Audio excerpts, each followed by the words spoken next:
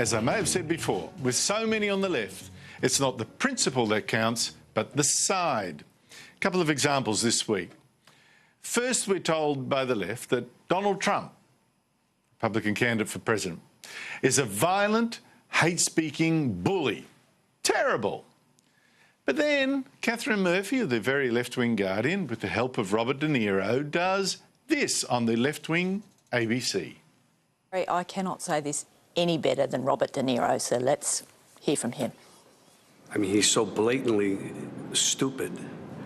He's a punk, he's a dog, he's a pig, talks how he wants to punch people in the face. Well, I'd like to punch him in the face. Second example, Vanessa de Laghi, actor, author. She wrote a piece for the Daily Telegraph this week about reality TV star Kim Kardashian, in which she said this: I pen articles and books advocating to stop violence against women, yet I have a confession to make. When I heard that Kim Kardashian West had been gagged and robbed at gunpoint in her private Paris apartment last week, my first thought was, why couldn't they have killed her? Good thing Donald Trump didn't say that. Joining me for some straight talk about all this hypocrisy is former Labor leader Mark Latham. Mark, it's great to see you, mate. Thanks very much, Andrew. All right, start with the first one. Catherine Murphy, Guardian, likes the idea of punching Donald Trump in the face. Now, I don't know, mate, that strikes me as a little bit on the hypocrisy side. Well, for the last 3 years, the ABC has been running a very public campaign to say that all forms of violence, particularly family violence in society, are bad. But now this Robert De Niro video has been presented as basically saying it's legitimate to go punch in the face the Republican nominee if you want to. And Catherine Murphy is saying she wants to do that. Barry Cassidy, further on in the program, is basically ticking that off as legitimate action. The ABC is saying it's a legitimate action. So it just goes to show, I pointed this out earlier in the year, the whole campaign against violence is really a Trojan horse to say there are certain people they don't like and certain forms of masculinity they don't like in society, and they're trying to change that. It's part of the culture wars. They're trying to run a cultural revolution against men. And using government to achieve things they couldn't otherwise achieve through legitimate political mechanisms. So it's quite ridiculous where it gets to the point where apparently it's okay to punch in the face someone like Donald Trump, and that's applauded at the ABC. This De Niro video has been presented more widely in the mainstream media as a legitimate response to the Republican candidate. So it just goes to show it's a total fraud that they're against violence. They're just against certain people. Precisely, word for word, if you put those words that De Niro spoke in Donald Trump's mouth, we would have more headlines, oh, scandal, this is terrible, this is ridiculous, you know, and yet they endorse it when it's someone attacking him. Well, and the lesson for children. The second point. And the lesson for children, because this was screened on a Sunday morning on the ABC TV. So where's the lesson for children? We're all about role modelling for children. Well, they're legitimising violence in the eyes of young people watching that, thinking if you don't like a political person, well, just whack him in the face. On the second point, this author, Vanessa de Laghi, I mean, I don't know a lot about Kim Kardashian, a very striking woman, but isn't the best way to deal with people you don't like is to ignore them? I know very little about the Kardashians, mainly because I'm not interested. I don't know what their sin is, but again, it's an example of someone, a left feminist, saying that her response to the news out of Paris, apparently Kim Kardashian had some things stolen, well, why didn't they kill her?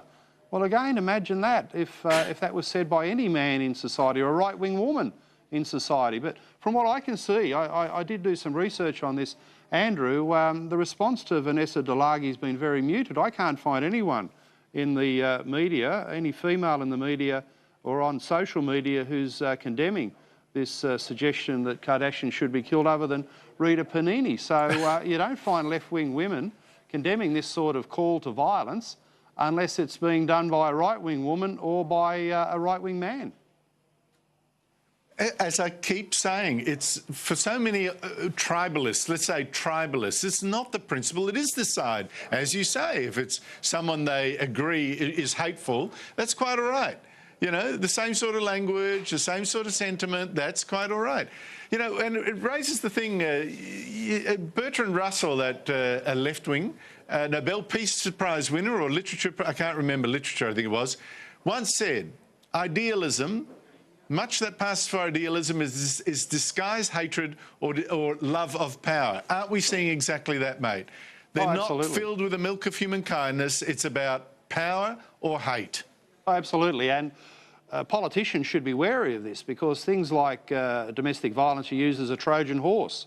They're not really wanting to stop violence against women and children.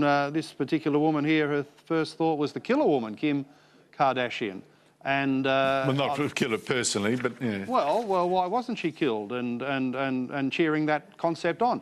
So they're not really about protecting women and children from violence. They're about a political campaign, manipulation of culture, pushing back about certain forms of masculinity they don't like. So politicians should be wary of this, and they should stop spending money on it. I mean, the Turnbull government, and before that the Abbott government, fell for this stuff, spending $100 million on domestic violence, which is mainly an attempt to manipulate culture in this country, and we saw it with their advertising campaign. If they were fair income about any of this, they wouldn't be spending money on advertising. They'd be spending money on law enforcement in Indigenous communities as the top priority. Well, look, I'll give you another example of what I'm talking about, the sides and principles and sides. One of our most prominent human rights activists, a man you know pretty well, I should imagine, lawyer Julian Burnside QC, he actually tweeted, I couldn't believe this, he actually tweeted that he hoped the then Immigration Minister, Scott Morrison, would be despised by history. All right, that bit's fair enough, if that's your view. But that little children would stop him in the street and spit on his shoes.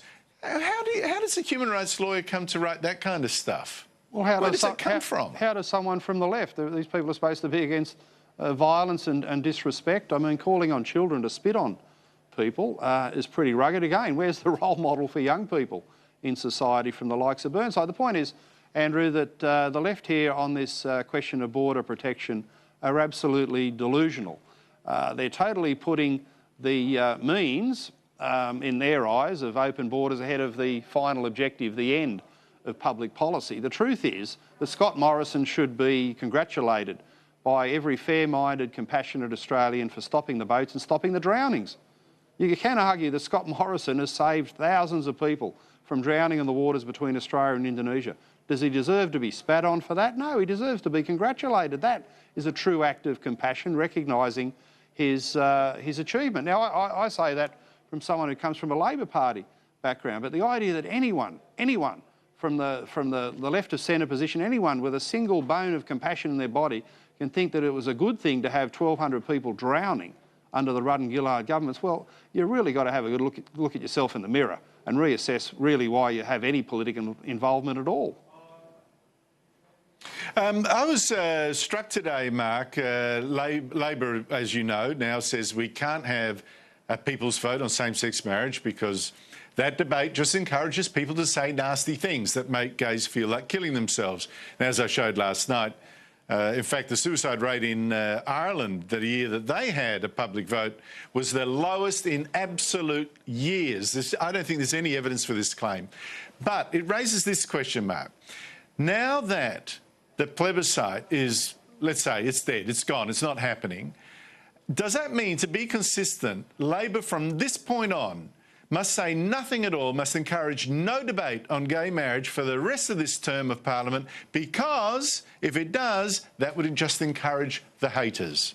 Well, Andrew, that would be consistency, wouldn't it? If any mention in public debate about gay marriage causes suicides, well, Labor shouldn't say a single word. They should fold their tent. Not a word. And move on to other issues. But of course, they'll be saying a lot, because at the end of the day, again, it's an example of a political party. They're not really wanting to achieve same-sex marriage in Australia. It's politics. It's like the questions about violence. It's all partisan politics. And Bill Shorten here is not really trying to achieve same-sex marriage. He could have achieved that with the plebiscite on the 11th of February. Not far away, a 2-week campaign after Australia Day.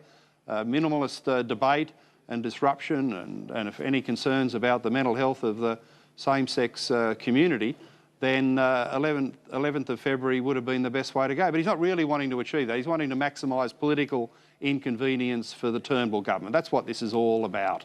And it's shameful, really. It's shameful that Shorten is two-faced. And he really is Billy Two-Face. I know this from the first time I met him, going back in 2004. I went to the AWU ball in the Crown Casino there in Melbourne, a long way from the shearing shed, but we were in the Parliament dealing with the American Free Trade Agreement, and Shorten said, as Labor leader, you've got to pass through this free trade agreement. And I said, well, hang on a sec, haven't you been saying we should oppose it? All your public statements have been in opposition to it. And Shorten said, oh, that's just for the benefit of the members. The members of the union want me to say that. They want to hear that sort of rhetoric against the free trade agreement, but in the Parliament there, you should push it through because of the importance of our relationship with the Americans. Well, I thought, could you be any more two-faced? You know, Private Billy and Public Shorten. It was a disgraceful example of two-faced behaviour, and nothing's changed in the 12 years since. He doesn't believe and truly support marriage equality here, because it's all about maximising political inconvenience for the Turnbull government. An effective tactic, but is it morally sound? Absolutely not. No, well, I think the Liberals really now have got to get tough. If he believes in this rhetoric that the debate just puts lives at risk, which is used, this disgraceful argument to shut down the idea of a people's vote, then from now on, now that there is no people's vote, no debate. To be utterly consistent, no debate. And the Liberals have got to say it. You're putting lives at risk. Well, every time he says it. Well, but they don't play hardball. Well, they don't. But Labor's decision, Andrew, basically is maximising debate. The extent and scope of debate about this issue. Labor has acted in a way to maximise debate over the next 2 or 3 years about this particular issue. So you can argue, according to Shorten's own test, he's maximising the possibility of gay people suiciding in this country. Now, that in itself is shameful. Shameful. How do people sleep at night knowing that by their own standard, their own rhetoric, that's what their actions, their political opportunism is going to achieve? So it's a terrible, terrible thing that they've done. And I really hope that the public wake up to that. Mark Latham, thank you indeed for your time. OK, pleasure. Thanks, Andrew.